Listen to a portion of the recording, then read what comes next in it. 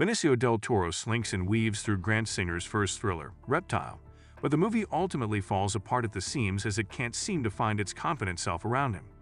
The singer, who has experience making music videos and has collaborated with artists such as The Weeknd, Skrillex, Sam Smith, and many others, is obviously influenced by David Fincher's attention to detail.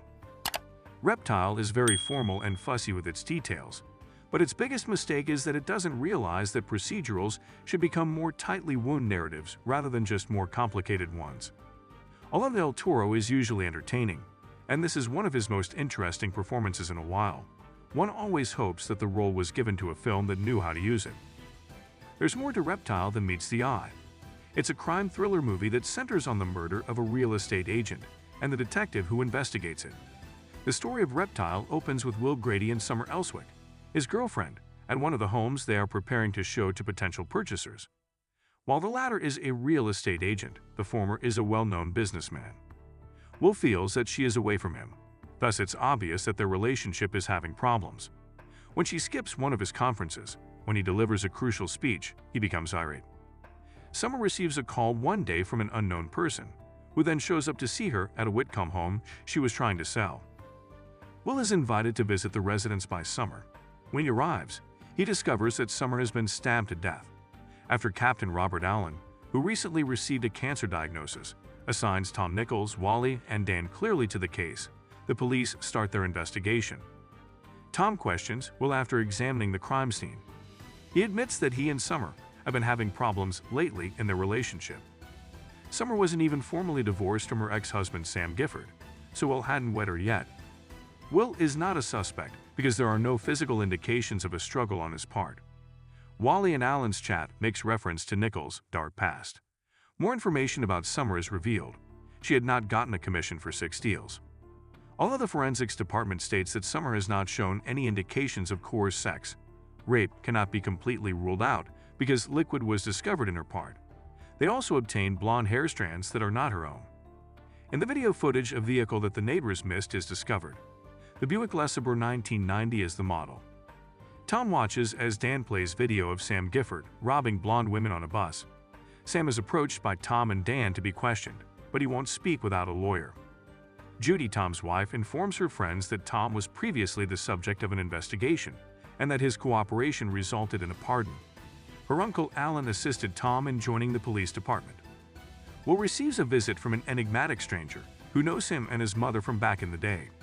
Judy informs Tom that the vehicle is a Chrysler Imperial rather than a Buick.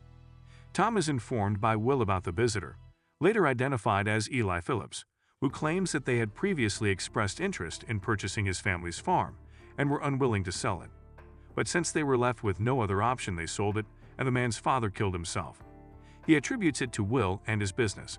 They identify a lady who says Sam Gifford and Summer were still having affairs based on the DNA found in the hair strands.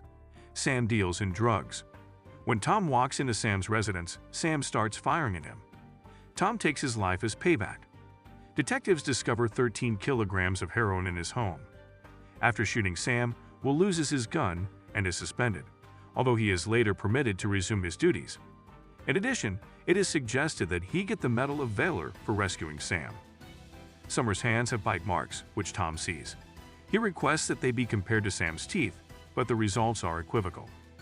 Will does not report the theft to the police even after Eli breaks into his office and takes something significant. When Eli tries to go into Tom's house to tell him anything, Judy confronts him and threatens to shoot him until Tom comes. After being taken into custody, he informs Tom about Whitefish, a business that defrauded Summer. And he believes that all of this has to do with a guy by the name of Rudy Ricosti. Eli left a drive, which he discovers. The drive contains some important information. Records of civil forfeiture properties that were purchased by Whitefish, which isn't operational anymore. Barracuda Eli is freed on bond. When Tom tries to get in touch with him, Will finds him first and threatens to return the drive. Summer was alive when Will entered the house, according to a flashback.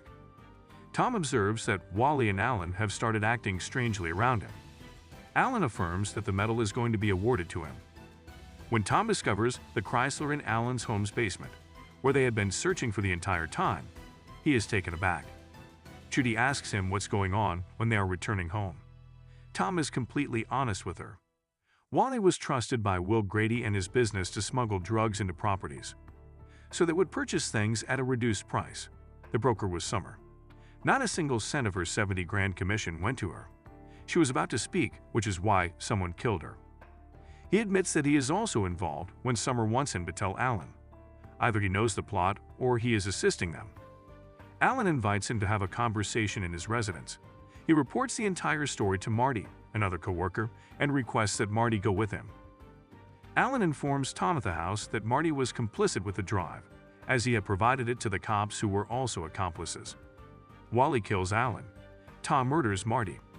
When the two square off, Wally is overpowered by Tom thanks to a brief diversion. He is rendered helpless when he gets shot in the leg. The FBI finds Will Grady when he is playing golf and comes to take him into custody. After all his efforts, Tom eventually revealed who he was. Alan had told Will that Tom was the best candidate for this probe during a previous conversation. He might have been implying that his background would make it simpler to deride him.